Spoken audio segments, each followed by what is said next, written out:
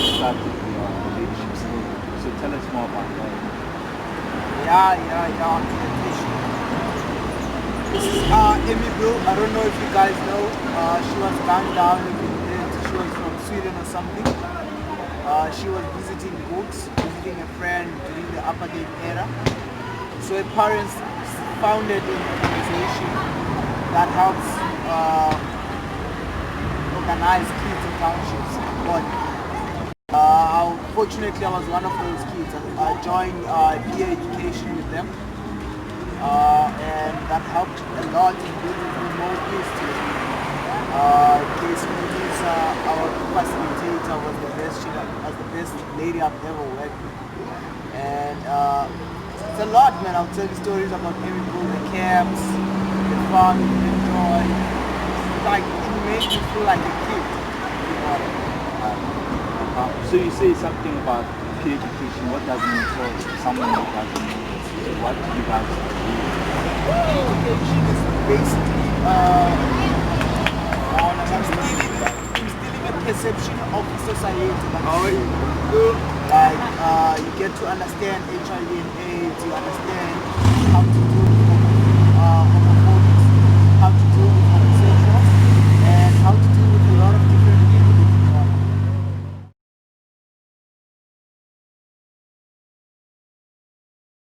Yeah, good. I'm like, so a lot of TV, the media talking about how dangerous books is and the elements of crime. So how did you survive this place and how did it contribute to you being on the chair? Nah, bro, books. You know, it's like any other township in South Africa. Like sometimes it's safe, sometimes it's not. But I think maybe conspiracy then, but somehow the reason why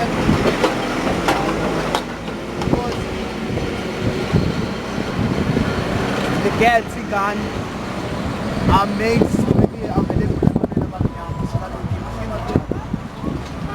So what you're trying to say is, I'm on my day. Yeah. it's not that it says crime. What you want there? On the chair. Yeah. It's not what you're trying to say is you being on the chair is not really about crime.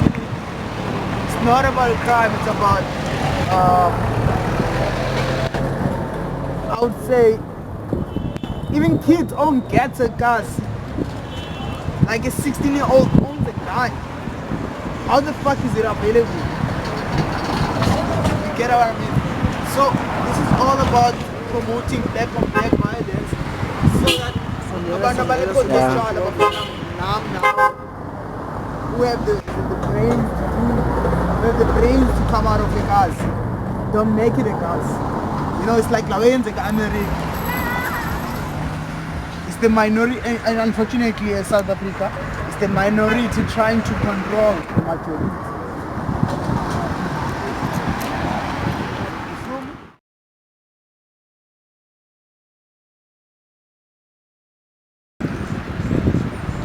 So with you recently joining a political party, so what measures would you suggest as someone who's in the structure of political party, what measures would you take for changing the situation around, the situation with dancing? How would you calm the situation? Yeah. First of all, we can tell, Ikukuletu was not made for abantu abafana now. When these streets were created, they did not think of disabled people at all. So, me taking the decision of joining the EFF, so me taking the decision to join the EFF, it's all about empowering abantu. I've got ideas I cannot speak of on camera due to using as like if you know what I mean, like Masizens Eleni, the project. They need to be painted first to protect your own ideas. Intellectual property is very important in South Africa. But me joining the EFF, it's all about taking care of the black child, you know what I mean. So do you feel like disability like came at a good point for you? Because like I'm sure you weren't vocal as you are right now. I'm sure you didn't have the same ideas that you have right now. So would you say disability is the reason why you took this route to joining a political party? Or, was it something that was back in your mind before that you just needed motivation to do it? I think Gaya Mimende Gaya, it's the timing and what's happening around the world. Because if you look at it now, look at it this way. Back in 2015, I was doing my first year. I had Barefoot Thursday for Africa, which is something that wanted to take care of black people, of the poor or the less fortunate. So here I am today. I'm disabled. Me being disabled, I've always had these ideas. However, it's just that the timing was not there. But now the need for the podcast is there. The need for me to be part of to have a political affiliation is there. The need for me to take care of the black child and make sure that we emancipate each other is there. That's good.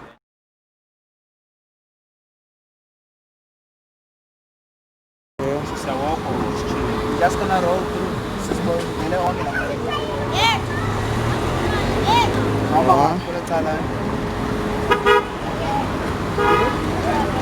Music voice is doing college. Yeah. Charm. I look pretty like baby grand maybe we have as grand pretty. Cool. So we know history contributes to the future. Past events, we have past events. So what does this monuments mean for you in this community, like band around, how do you relate to this monument? I think this is Ipuleti 7. So these guys passed away in 1986. It's a long time ago, Joe. I was really planning this time. But what I mean is, the guy, this dude died for a good cause. And since the guys, you can see it, Joe. The kids are just analyzing our history, we're losing Not youth. paying attention to this. They're not paying attention to this shit. They're not appreciative of the struggles. And you see, tell you a story, Masazi. I once made a lot of money here. I tried to live for so there was this tour guide. He was a white dude. And I tried to live for like the kids are doing on the other side. And I was just chilling on this monument, you know, like I need to be alone. Yeah, so I was like, this white guy came to me and like, yo, what's up? So this was the second place, So the dude was like, yo, what's up? I was like, yeah, it's cool. I was like, and then he was like, what do you know about this place? I was like, I know everything that there is to know. He was like, do you mind presenting to these foreigners about this place? I was like, no, I don't. And I just that for all of my new. So and I break it down for them. I tell them, I educate these Americans and Europeans about our history. And then we take it around as well. We take it around like yo, I just start running after and then I tell them a story about the Amy Pool Foundation as well. And they started copying out kind of make 70 bucks at that time. I was just a kid. Just because of knowing what is happening, how to appreciate it. If you know what I mean. So yeah, the match Dai said making the case. According to the history I know, they were trapped. Like Bangaiswa, you know. Imbi snitches are everywhere. Look at this, these things used to have the lights up, it used to light. Look at this, Joe. Look at this. Vandalism is like this is against us. They don't care about their future. But again, you can't blame the kids. It's the evil ways of the society. We need to unlearn them. And that's the most difficult thing to do. Not to play a blaming game. So, do you think as the youth, like older people, are we ready to like getting a more representation? You know, because I'm sure like anyone, when you want to advise, wouldn't do what is this doing right now. So do you think we as the guys of the community, like Abantu Abadala, or defending these kids and letting them know about our issue? You as leaders, so we don't know. I'm not playing the blame game. We do not know any better. We don't know how to engage the younger kids because we were never engaged in it. So we're still trying to figure out how we're gonna teach them, how we're gonna approach them, because they own guns. It's more like respect. We're not going anywhere. We're not going anywhere. Like pushing solution. What do you think would be like a viable solution for like Kingi as a whole relating to it?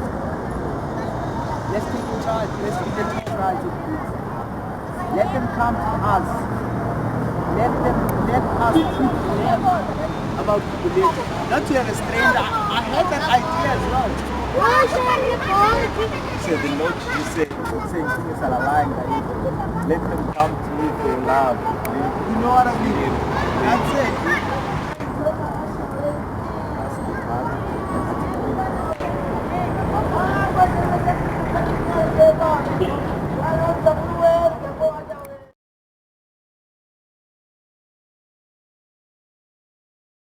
No, Chachanga, don't you want to home?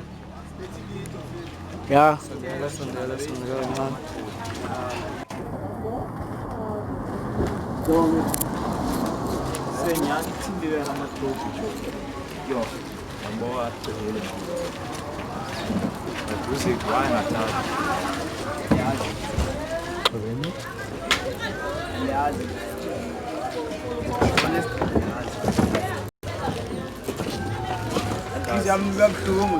Like Corona, something like that, and we don't even know. Like I'm by one, so you are to share myself. No making investments in buying to what something.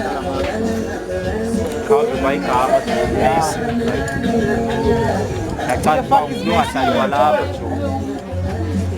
Like who the fuck is Mason, Joe? Probably a white nigga understanding everything. What does Mason know about us? Kai po kapag camera ba bagat?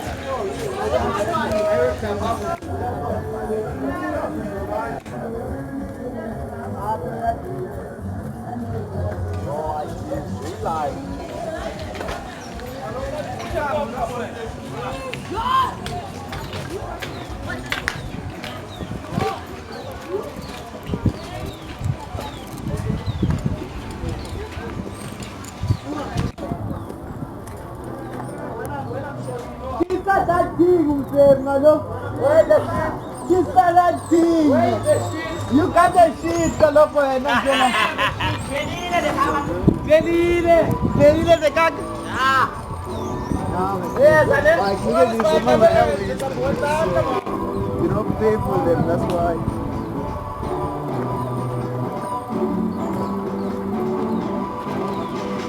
Waste.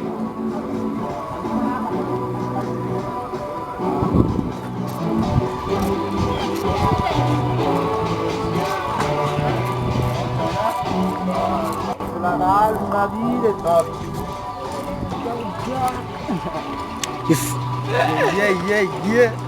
Ngathi uphopula kasi yakho. Feeling magi apa. Swara here. Swara no, this is my life. Community is harsh both for the able and the disabled.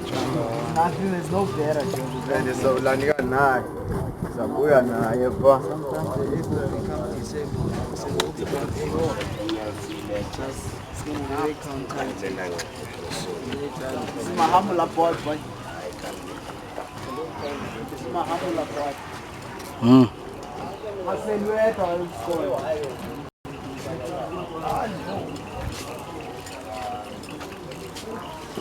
Mahambula port, this is Mahambula port. Baby!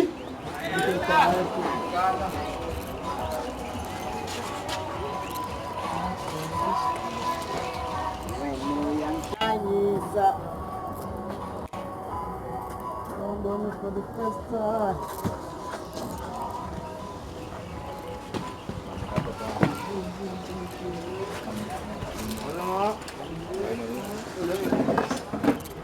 Otherwise, big rent. Such a student.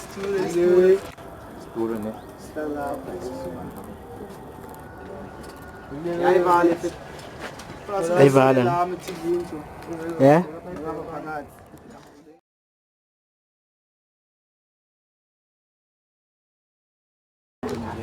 One, two, three, go.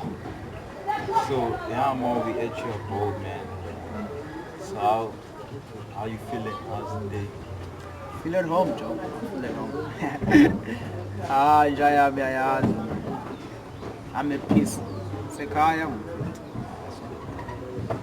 So like we all know you're working on a project. So why the EP? Why music? Music is everything. Umculo mfethu. Wakwayiva la saying ukuthi umculo sisikhulu. Umculo is a way of passing the message abantu abaninzi, especially to us Africans. During the struggles, struggle song.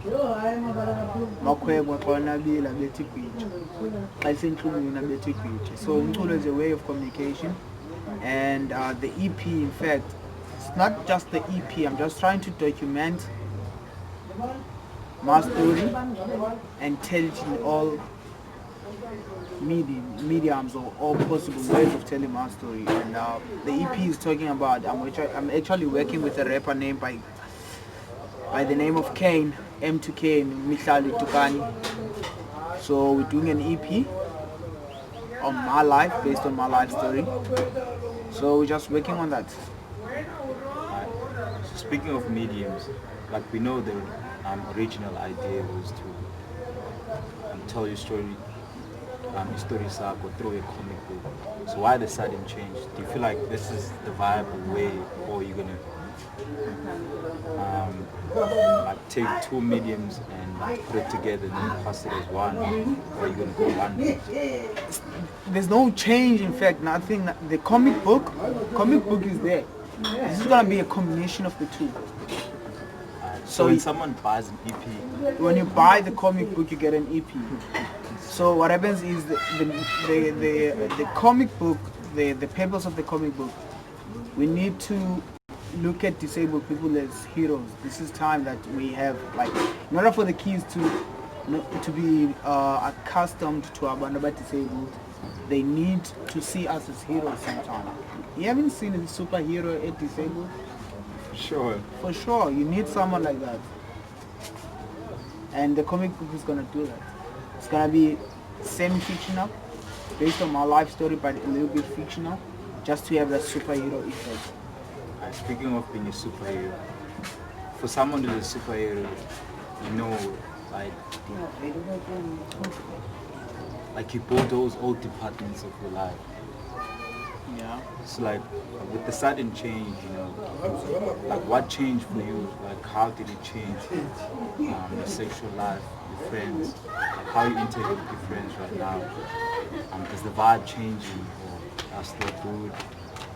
Or like your sexual life is still the same, or you had to like adjust to your life? Yeah, so yeah, there's a lot of changes, bro. Like these things have changed, a lot of change. So I was shot on Christmas Day, as you might know. My life has changed drastically, but came fair to open izinyanya zami kumnyama xa zikhona, soze kube mnyama zikhona. I mean, like, It's taking a moment. I've got my kids, bro. That's all I have, and everything for my kids, bro. And if you look at it, I've seen a lot of changes in people. I don't want to speak up bad mouth people, but I've seen people who couldn't be there for me when I needed them, and I haven't lost people, but ingcuka zibonakele bezombethe ifelele egusha zibonakele, and I'm happy, Joe. I'm happy. What I want to do, what I would like to happen, especially to my friends, is learn from my disability, fumana gomi disability, because as soon as you listen to abanye abantu about my condition, awuzuba nayo. And I don't want to do this, but shout out to Kamo. That's my future wife. I just gave a shout out. I just nigga what I'm trying to doing. spill the beans here. Yeah. Tell us Kamo, yeah. No. Kamo can't talk. She's not about that. She's not my girlfriend. She's not even my girlfriend yet, but she's my future wife. How's that even possible? Yeah. Emma's my closest. Tina la treka my closest. Uhani. Ekumula treka my closest back in the days. Azothi bangancwabi. Yeah, if I'm telling Nafa, the cherry am, but I asked me cherry am. Yeah, usually I asked me cherry am. So yeah, dog, it's like that, yeah. Don't know if me pen lean or not. That's suffice. So like, you obviously in this journey, like this is still new. It's been like months since you're disabled. So like, how are you transitioning from your able life to your disabled life? And like, what are the benefits? I'm sure there's always pros rather than cons. So like, what have you learned from your disability, and like, how are you transitioning to the person you are? You know, dog, for like physically, I'm coping very well with this disability, but then again, mental health. That's a real problem. I cry, Joe, at night. I hallucinate. I have suicidal thoughts. I'm on meds from anger. And all these things combined together will kill someone subconsciously. It's very difficult for my mind to operate, but I try by all means. Because I don't know, maybe I'm fortunate enough. That's a my band. We're strong people. We're quite strong. I've had so many downfalls in my life, and I'm still very young. But every time I fall, I manage to pull up. And I think I've had music, I've had rap with me, and I've had books around. You know, when I was in hospital, the first thing I requested from my family was a book. You know, you need something to identify with in order for you to cope with the situation. So like, do you feel like books and they're like your go-to now at this point? Every time, bro, every time. For the disability, even then. If I'm in a sad space, I always go for a book. Because sometimes when you feel alone, the only thing that can rescue you is identifying yourself with something. I don't know, there's a poem we did in high school where this guy is disabled. I don't know what happened to his leg, but he finds dead and identifies with dead. The low cost. Yeah, he identifies with dead, and that gives him hope. That was a massive spasm, by the way. So like, for a family, I know this is something new for them too. So like, how are they finding the situation? How, like, are they coping? What do they have any challenges? Everyone is struggling. This is new to all of us. I might be the one that's disabled, but my family has been affected in so many ways because the breadwinners are affected, and with this COVID and all this shit that's happening, that will mean that the income of the family has been affected as well.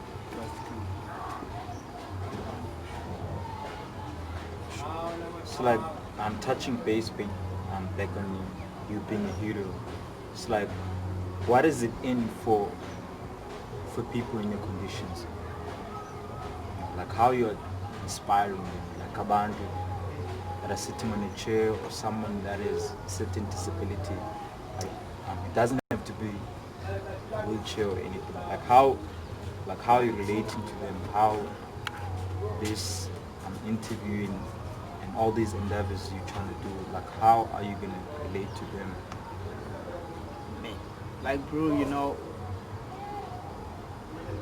as you've heard me say before, this disability happened for me.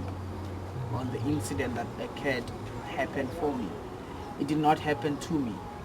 And what I'm trying to say is, people will always have something to say.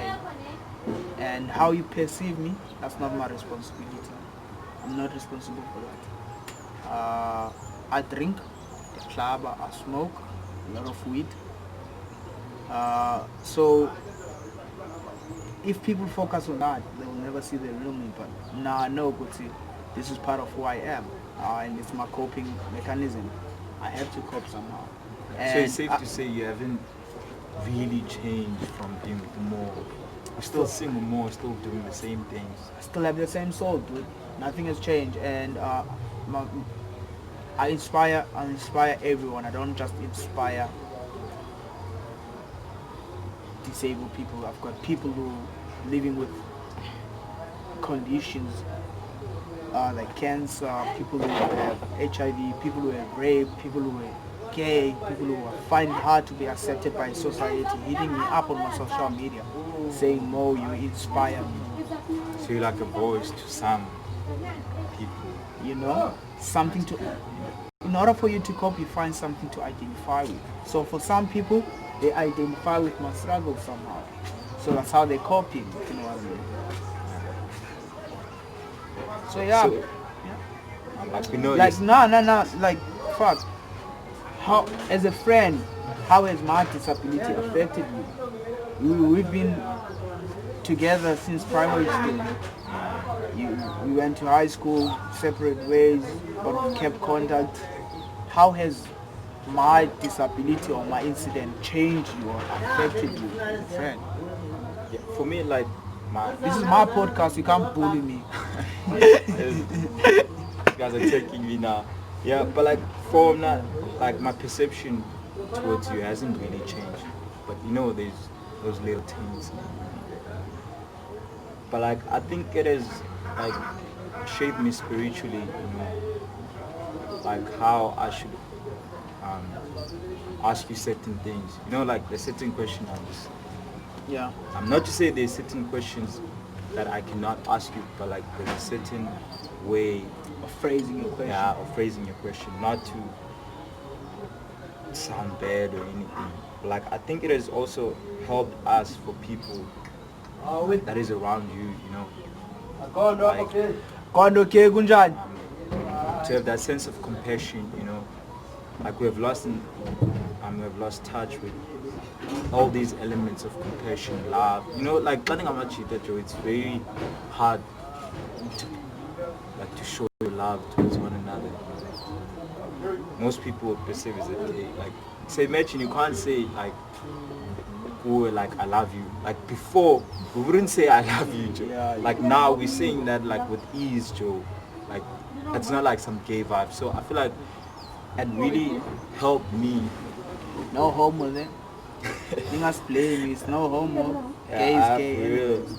Yeah, but like I feel like from that, like it made us to connect on a personal level, more personal level compared to before.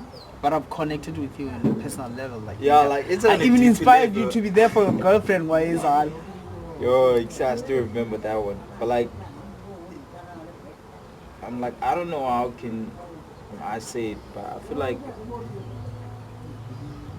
yeah, like drink a coffee now, we're like deeper in the bottom. Like you're already in the bottom, Yeah. you have to go deeper. But I feel like it has gone way deeper than it was before. And also teach me how to like approach abantu disabled. You know, I didn't even know like how to talk about disabled. For example, like so ngabona umuntu my wheelchair taxi nje. so nizamsiza ucinga akwazi ukukhwela but you don't know like you're infringing that person. Like xa uvele ndikubambe without saying you need to uncede, you know, things like that, small things. I feel like we as the able people, we need to learn more how to like integrate with people that are disabled. Oh yeah. So I don't know. That's it. What's up? How do you define a disability? I don't have time for that. I literally don't have time to define disability, my guy. Because I'm just able in a different way. I was just saying, I'm just able in a different way. As I said, bro, I still have rap music, I still have books to read, and that shit makes me who I am. And I still have Anakin to drink. Still have my kids, still have my mom's job, still have my mom's. My mom has been through a lot, bro. Listen to this. I lost my pops when I was 12. I then lost my brother when I was, how old was I in 2013? 18, almost 20. I lost my brother, and this guy was mobbed to death. And imagine my mom. My mom is a fucking strong woman. Damn, like she through like glimpse of losing both their children. You know, my guy? It's crazy. So this guy was, at that time, he was about 22. They beat him to death. And at the age of 24, I was shot. And my younger brother is 20. So I wonder what my mom is feeling about the 20s, how she's feeling about the 20s. Yeah, and last born entering the 20s. Yeah, you know what I mean? Is something gonna happen to this guy? Is he, you know? Yeah, like how is your brother's death affected you? Like, did it feel like you had to like take the baton from him? He didn't do much for the family, but I had to grow up. I had to man up at a very young age, because when he passed away, his girlfriend was pregnant at the time. So that gave me a son automatically. So I had a son to raise, and even when I had my son, I had to drop out of varsity just to focus on my son and try and raise my son. A lot of sacrifices there, and to tell you the truth, at some point I used to hate my brother for passing away. The way he passed away, I used to hate that. But there's nothing you can do. This is life. Yeah. Before we wrap it up, like define more in like 2 or 3 words, and like tell us what can we expect more in this endeavor you're taking through, and the EP. Like, is there any other people, celebrity or famous, that will be involved, or anything? What to expect? Just expect. I don't know what to expect. Kane knows what we're gonna expect. We have to listen to Kane, and the only thing to watch is the final product. Like, there will be a lot of things to watch out for, like the comic book, the product, the final product, the combination of the two, and a lot of endeavors that we will be doing as well. And but defining Mo, he's an idiot. He's intelligent. That's for sure. And I would say he is very, very, very, very